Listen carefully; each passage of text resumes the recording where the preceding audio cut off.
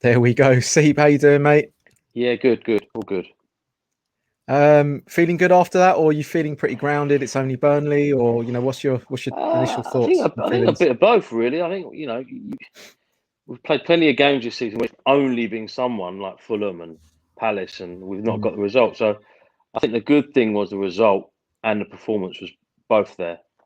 Burnley were terrible, but I think we made them look terrible with the fact that today we didn't make the mistakes that we've been making, and I think we were really good offensively. We could have scored a lot more than what we did actually score.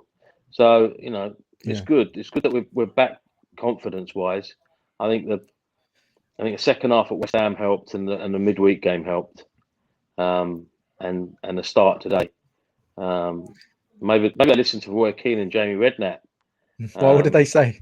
Oh, they had a massive argument before the game. Roy Keane basically said that we were rubbish without Kane and Son, and Jamie Redknapp and him had a bit of a bust up.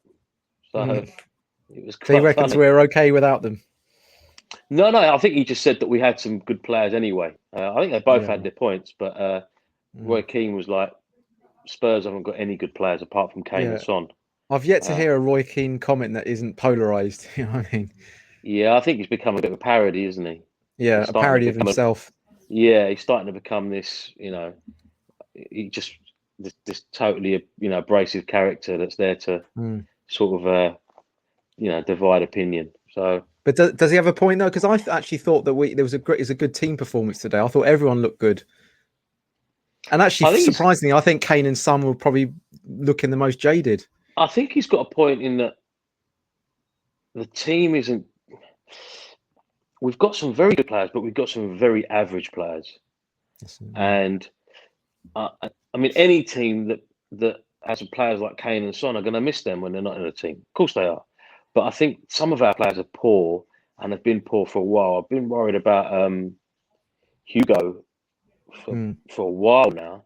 And then I think defensively, it's just the mistakes we're making that killing us.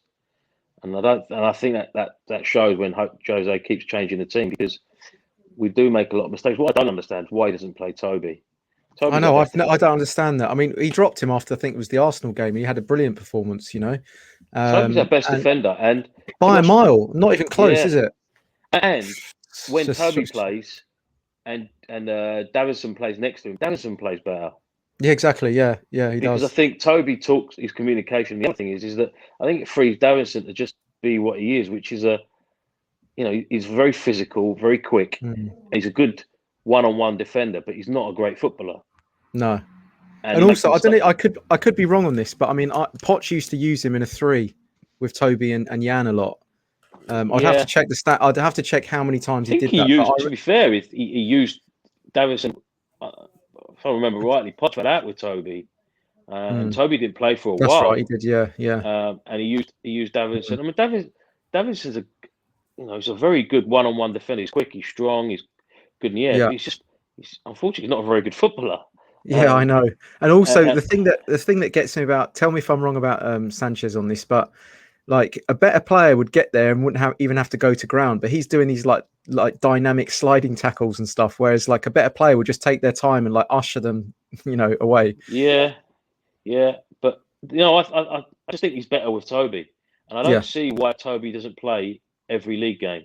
I just don't see it. I don't get it. For me, it's frustrating because I could understand it last week because they had Antonio and he's got pace, but Eric Dyer, I hate to say it, but he just makes too many mistakes for us. So it's good today. Anyway, it's too often that we beat someone and it's like, oh, it's only such and such, but you've got to beat who's in front of you. This Burnley team beat Arsenal and Liverpool away.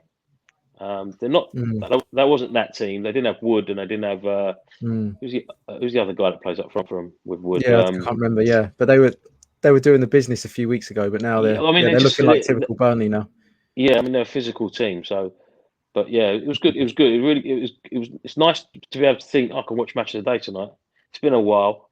Yeah, I know the existential crisis has been temporarily lifted, isn't it? I always felt actually that looking at it after the Man City game was when our crunch time came. And last week we were so abject first half; it was terrible. And it took, we wasn't that great second half. I don't think we was as I good didn't as think we were people. that good second half as people No, say. They just sat no. off because they were 2-0 up, basically. But that's the thing. They didn't work hard to beat us, No.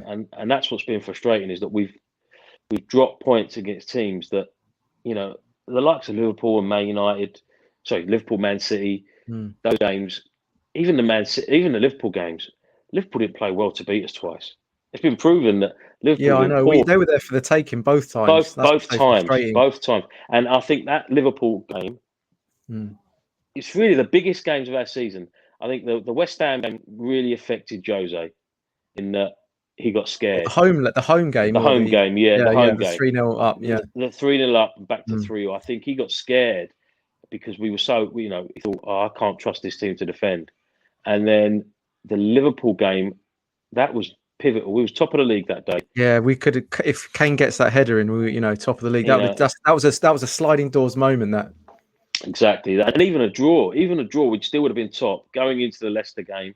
And you think, well, okay, we're top of the league. It's a tough period. Let's stay there. But ultimately, I think we got found out a little bit over that period. We got found. Yeah, we did. But, the weaknesses got exposed. Yeah, and just the way we were playing got exposed as well a bit. I mean, I don't think I've been naive to think that we could win one of the leagues because this City team is far and away the best team. But I think below City, it's just so open. Yeah, we could have got second. I think we were good for second if we had, I don't know, if we were a little bit better managed this season. I think we could have been right up there.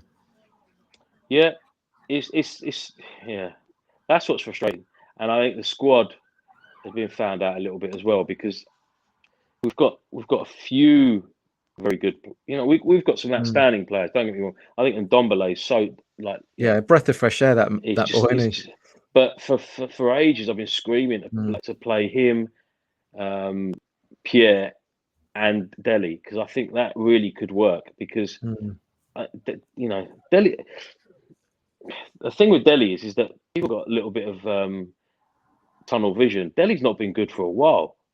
I don't think he's been good since 2017, to be honest with you. No, he's been poor for a while, and I don't know if it's just the hype or whether it's just the fact that the money or whatever. But he's not been great for a while. So people, I get the impression that Jose wants players that train really hard, and he's already said you're too lazy, and so people getting a bit tunnel vision with Dele because he was definitely poor last season, and the season before that he wasn't great either. So. Like I said, it's sort of a weird thing. I'm really happy that we won 4-0. We played really good football today, but we should be beating Burnley. Let's be honest. We should be beating Fulham in midweek. We should be beating Palace. Then we've got the North London derby. So I don't want to get ahead of ourselves, but the next 3 games are just. If we don't take 9 points from 6 points from the next 2 games, then we don't deserve to be anywhere near the top 4. And where do you think we will? And what do you think will happen? Well, where do you think we'll finish? I really don't know. I mean, I'm just watching the Man United Chelsea game, who are above us. Look at Leicester today. They were so toothless against Arsenal. Arsenal played midweek on Thursday. Oh, sorry, they both played Thursday, didn't they? Sorry. Arsenal travelling, and they just, they're so much better. They dropped, they tricked their team. So Leicester they've lost Harvey Barnes today. It could be out for a while. So Leicester aren't by no means going to guarantee top 4. It all depends on really how we play the next 6 games. I think if we can stay undefeated, because we've got Arsenal, Man United, haven't we? And I think we've got Palace, Villa, Fulham. Should be clawing back some points. Yeah, from those. We should definitely. be, but then you look at it and you think Chelsea. I think Man United and Man City, but I think Liverpool are going to come good again. But so but so could we. That's the thing, It's so open. It's so open. Yes, I think second, third, or fourth literally could be. And I know it sounds stupid, but I think even Arsenal, if Arsenal put a run together, it's not far. If they're only 2 points behind us. So if we think we've got a chance, then so have they. So crazy, isn't it? That's crazy to think. Yeah, it's crazy that 10th to 2nd is. I think it's like 13 points, which seems a lot. But if you win 5 or 6 on the trot, you're right up there. You're right up there. But But yeah, happy with the performance. Really, definitely happy with the performance and the way we played. I think all of us have been screaming to get that front three all season, and today I think we saw potentially that it's going to scare anyone. I don't care what you say, as long as you set up the rest of the team. Those three up front are going to scare every team. Yeah. Please for Sonny as well. I thought it's his best game for a while. I think he's been poor for a few games, to be fair. I thought he was poor today, personally. No, I thought he was good. I think we got Harry and Gareth playing. It gives him more space.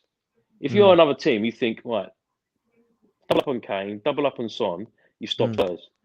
And I think that's what's been happening, been doubled up. I think today Burnley couldn't do it.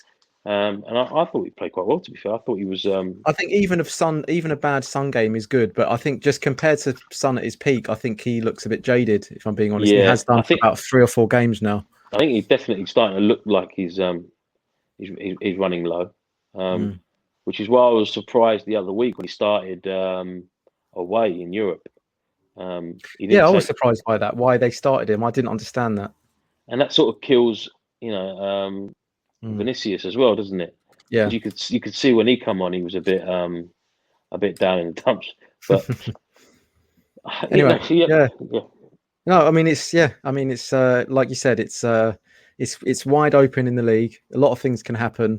We're playing well now, playing on the front foot today at least. We've got some winnable games coming up, so you never know this season. And we got 2. We're still in the trophy. It's still in the cup, so it could miraculously end up being a really good season, couldn't it? Yeah, it's just another what if season.